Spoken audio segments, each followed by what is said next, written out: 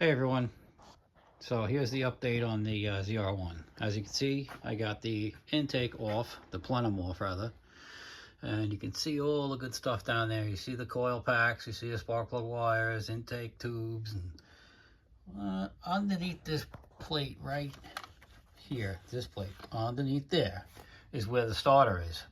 So if you ever hear somebody say they gotta get a starter done on a ZR1 Corvette, feel bad for them because it's a pain in the neck job. There's a couple of things I got to check out. The secondary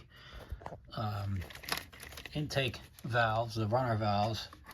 There's a little bit of a sticky situation here.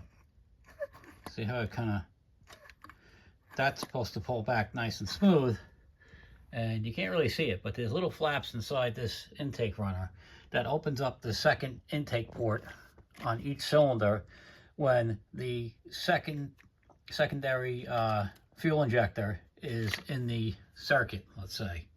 That's the difference between your normal and your full power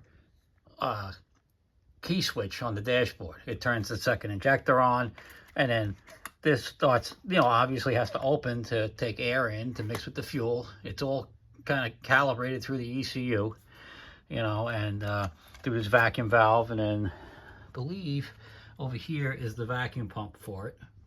And I had to test all that because when I drove the car initially, it had a little stumble, like kind of hesitation.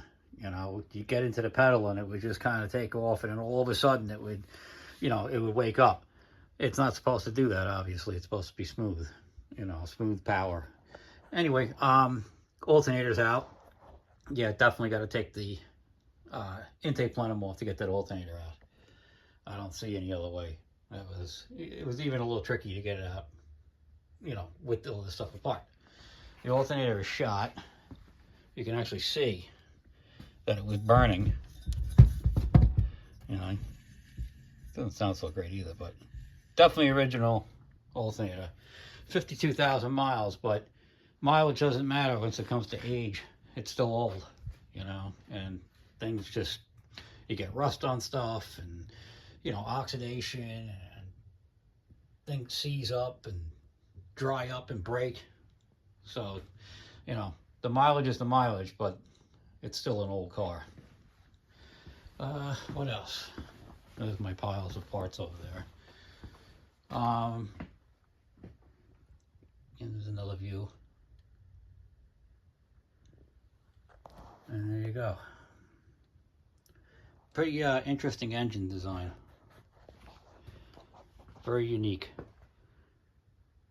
I'm going to probably end up having to do valve cover gaskets on it because I think you can see the oil right down here, right there. So I'm probably going to end up having to do that. But that, I don't know. I may put the plenum back on. I try not to keep the plenum open for too long.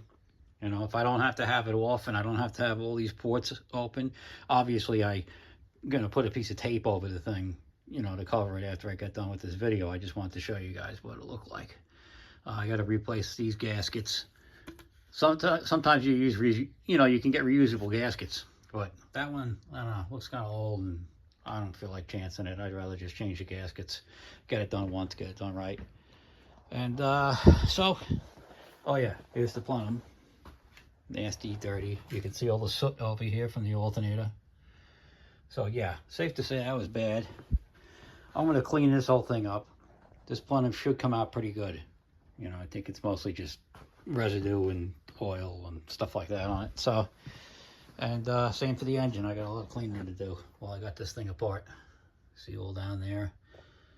I got to clean all that out of there, and I got to clean all that out of there, and